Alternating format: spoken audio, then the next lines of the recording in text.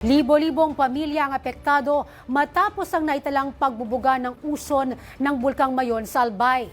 Nasawi naman ang ilang mga alagang hayop at nasira ang mga pananim na palay.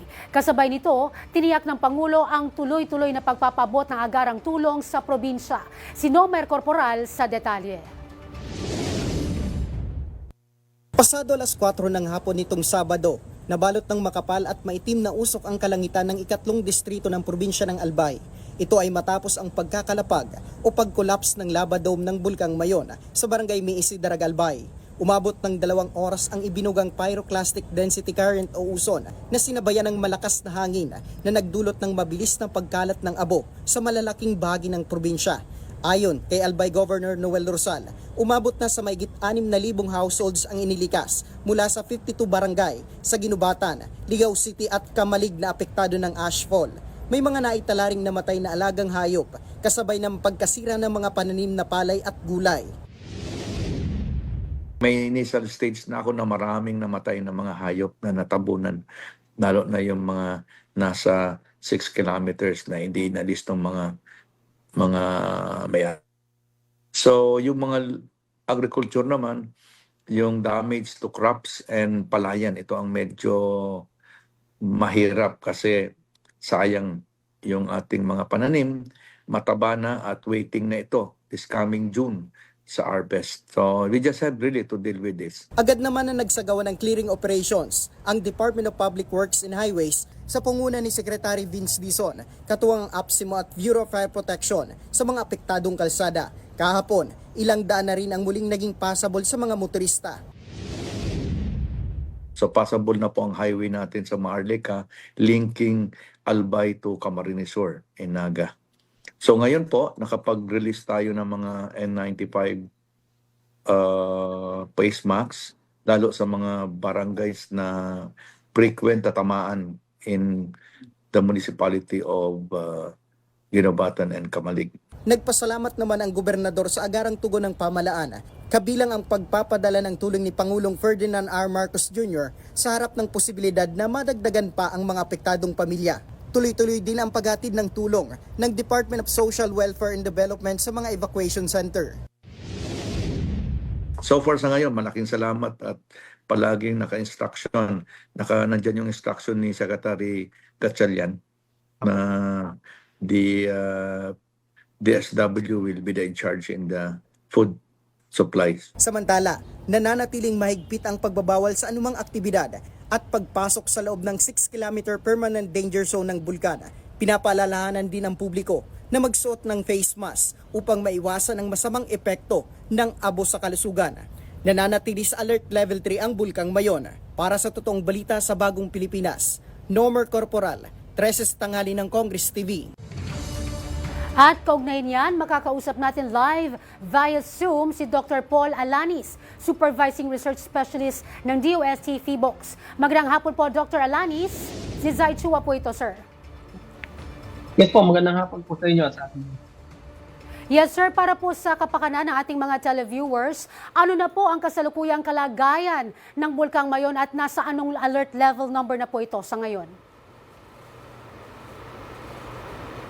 4 hours po, nakapag-record po ang Mayon Volcano Monitoring Network ng 5 volcanic earthquakes, kasama na po doon yung 4 na volcanic tremors. Meron din po tayong 411 na rockfall events. Ito po yung mga natitipak-tipak na mga... At 4 po dito ang nagdulot ng mga pyroclastic density currents, kagaya nung nangyari noong Sabado, pero malilit lamang naman po ito.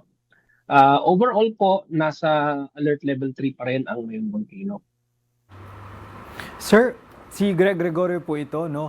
Since January, naka-alert level 3 na po itong Mayon. Pero bakit po kaya naging ganito kakapal yung naitalang ashfall over the weekend? And considering the situation of Mayon, may aasahan po ba tayo o pwede pang bang mangyari ito sa mga susunod na araw? Well, yung i-clarify ko lamang na wala naman po na nangyari, walang pagsabog na nangyari sa Mayon Volcano noong Sabado. Ang pinanggalingan po nitong pyroclastic density current na ito at yung subsequent na ashfall ay yung pagtipak or yung paghiwalay ng isang malaking bahagi ng lava flow na nilalabas ng Mayon Volcano mula pa po noong January 6. Yun po yung yung talagang pinanggalingan nitong pyroclastic density current o uson na ito. So, kaya po napakalaki nitong ashfall ay yun nga po, no, marami na talagang inilabas na volcanic materials ang Mayon Volcano since January 6. And as a matter of fact nga po, based on our estimates po, yung total volume o yung dami ng volcanic material ay lumagpas na po ng 62 million cubic meters since January 6. Sir, follow up lang po. May posibilidad po ba or are we seeing possibilities na may angat to alert level 4 or hindi natin nakikita yung ganong metrics for that? Yes, yeah. Good question po. Bagamat po may malaki yung pyroclastic density current na nangyari nung over the weekend, based po on our monitoring parameters, sa nakikita po natin datos, wala naman pong indication na nag-escalate or yung nagde-deteriorate ang situation ng Mayon Volcano. So sa kasalukuyan po, nasa alert level 3 pa rin po ang nakataas sa kanya. Bagamat yun nga po, dahil po patuloy yung mga nare-record namin ng PHIVOLCS ng mga volcanic earthquakes at patuloy yung pamamaga ng vulkan which indicates na merong magma na patuloy na umaakyat.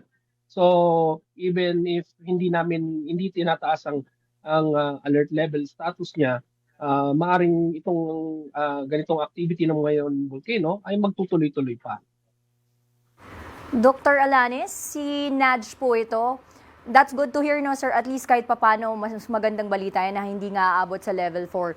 Sir, gusto ko lang malaman, baka meron kayong mga paalala or mensahe para dun sa mga kababayan natin na naapektuhan itong nangyari nga sa Mayon? Yes, po. So, ulitin ko lang po, no, na nasa alert level 3 pa rin ang Mayon Volcano. Bagamat tahimik lamang siyang naglalabas ng lava, ganun nga, dahil sa sobrang dami ng lava, sobrang dami ng volcanic materials na inilalabas, maaaring yung ganitong klaseng uson, ganito kalaking uson, ay mangyari pa ulit sa mga susunod na mga araw. Kaya sa ngayon po, nananawagan po ang PHIVOLCS na i-maintain po natin na huwag papasok sa loob ng 6-kilometer permanent danger zone dahil yun nga po talaga yung pinakadelikadong lugar niyan. Maraming salamat po, sir. Muli, yan si Dr. Paul Alanis, Supervising Research Specialist na DOST PHIVOLCS.